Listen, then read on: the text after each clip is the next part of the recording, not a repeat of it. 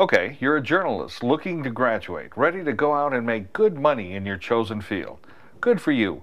But in today's world of convergence journalism, many things have changed, and the skill set needed to function as a journalist requires a broader understanding of technology and the many methods of electronic delivery.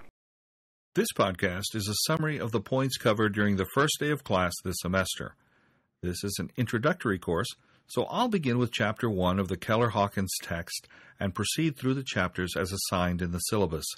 These podcasts will supplement the text using my experiences as a journalist covering world events for more than 30 years. So let's begin with a basic definition of news. What is news? The motors of the ship are just holding it just enough to keep it. It bursts into flames. Wait, get it started. It's crashing terrible. Oh, my, get out of the way. From Dallas, Texas, the flash, apparently official, President Kennedy died at 1 p.m. Central Standard Time. 2 o'clock and watch this from the beginning. Standard Time. 30 feet, 2.5 down. Tranquility Base here. The Eagle has landed. Oh, boy. It's one small step for man, one giant leap for mankind. The New Oxford American Dictionary defines it this way: newly received or noteworthy information, especially about recent or important events. But as the text explains, news is more than just facts and information. It's information that affects our life, our safety, and our interests. News broadcasting, then, is information that allows us to see, hear, and understand how the events and happenings in our community and in the world around us shape our life. The technical definition for news broadcasting for this class will be as follows. It will be the act of transmitting information for the use of the general public via electronic means. In the past, this definition also implied that the information you broadcast would be objective, fair, accurate, and timely. Further, the information broadcast would reflect the public safety, interest, and convenience. The news anchor or reporter's opinion was not part of either a national or local news broadcast. News presented in a manner that is fair, accurate, timely, and objective will make you a credible journalist. Your credibility is established over time and judged by the quality of your work. Credibility is important because of the role you will play in the lives of the viewing public. Here are some things you must do to become credible. Act as a watchdog over government and public policymakers. Provide accurate and timely information regarding public safety concerns, and learn to present this important information in a clear and concise manner. When those definitions and job requirements are distilled into the one word that defines the job of journalist, storyteller pretty much wraps it all into a concise description. As the public storyteller, you have the responsibility to present accurate, fair, objective, and timely information. It must be relevant to your viewers, listeners, or readers in your designated coverage area. Stories and information about what is happening in the world around us have always intrigued people. Cavemen related their experiences through cave paintings. Gutenberg brought the Bible to the world with a printing press. Extra, extra, read all about it. Newspapers just 1 penny. And the penny press introduced salacious stories from the New York area into the home as recreational reading.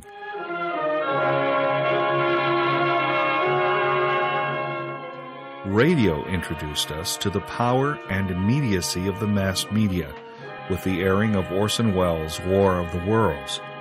Ladies and gentlemen, am I on? Ladies and gentlemen, here I am, back of a stone wall that adjoins Mr. Wilmer's garden. From here, I get a sweep of the whole scene.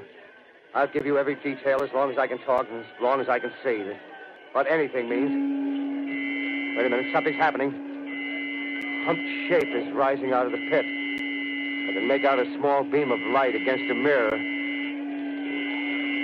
What's that? There's a jet of flame springing from the mirror, and it leaps right at the advancing men. It strikes them head on. Lord, they're turning into flames. Ah, the whole field's caught up by the woods, the bars, the gas tanks for the automobiles spreading everywhere. It's coming this way now, about 20 yards to my right. Ladies and gentlemen, due to circumstances beyond our control, we are unable to continue the broadcast from Grover's Mill. Evidently, there's some difficulty with our field transmission. Edward R. Murrow brought the reality of World War II into our living rooms with live radio broadcasts of the German Blitzkrieg from the sidewalks and bomb shelters of Trafalgar Square. At the moment is the sound of the air raid siren. I'm standing here just on the steps of St. Martin's in the Fields. A searchlight just burst into action off in the distance. One single beam sweeping the sky above me now. People are walking along quite quietly. We're just at the entrance of an air raid shelter here, and I must move this train. As the legal bulwark of the Communist Party. From its infancy, television news emerged as a powerful force in disseminating important information to the public. The voices from the crackly radio waves of the past became the trusted faces of television news. The added element of motion picture and sound separated the TV journalist from the print journalist and created a new genre of news-gathering professionals. The characteristic of news hasn't changed. What has changed is the variety of methods used to deliver the message. Here are some characteristics that make a story newsworthy. Conflict. Conflict might be a disagreement between people or groups of people. A situation that pits old versus new, or good versus evil. Uniqueness is the quality that directly affects or impacts the viewer's life. An example might be a story of a teenage gang causing havoc in a particular part of town, or a virus affecting primarily the north suburbs of a city. This might also be a good time to talk a little bit about crime as news. Local news outlets are often charged with overplaying crime as news. Here's a good rule of thumb. Minor crime is not news. Major crime is. While the theft of a bag of groceries from a parked car is not news, the kidnapping of a young mother while loading groceries in her car is. It's news because it alerts residents to the possibility such a crime might reoccur in their area. Other characteristics of a news story include relevance and location.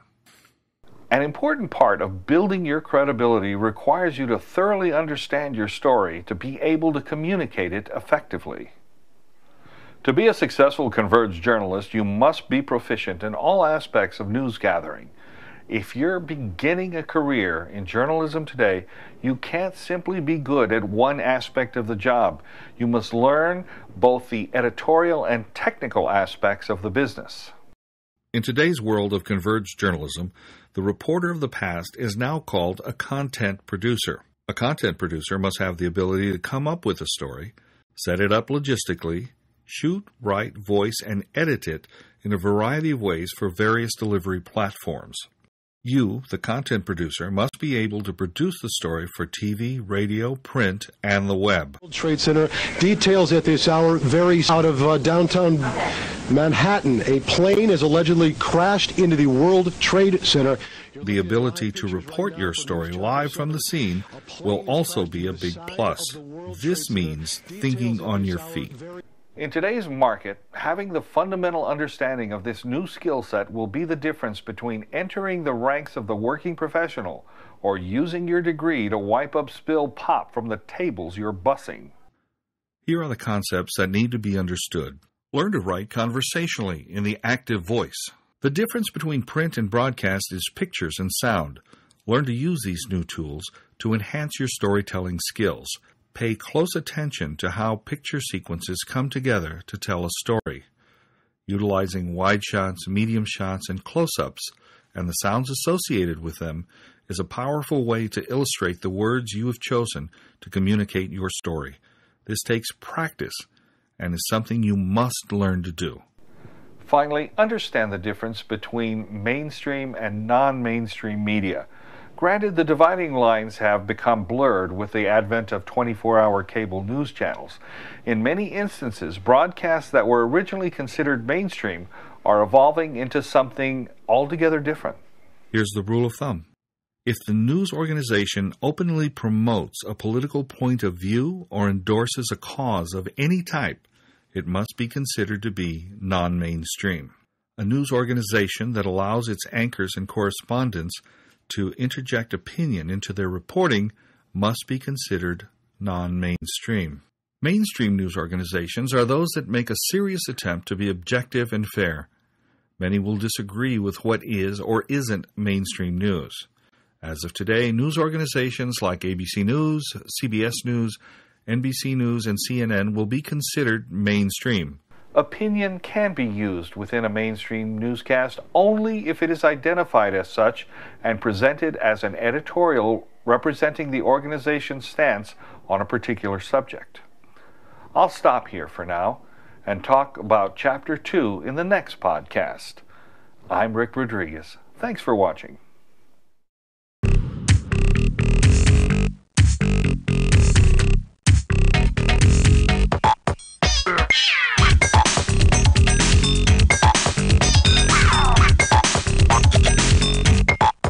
Yeah.